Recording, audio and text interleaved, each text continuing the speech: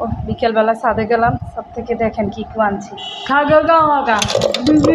একটা ড্রাগন পেকে আছে, ড্রাগন প্যাকেটের চাবি ছাদের, একটা বেলি ফুল, লেবু, একটা মুরগির ডিম পাইছি, আমরা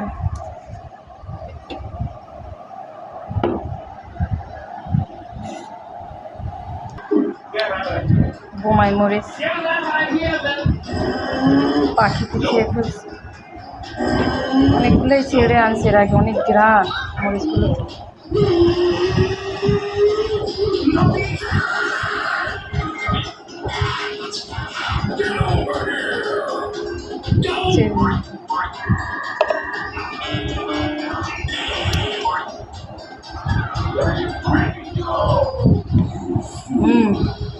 অনেক মিষ্টি।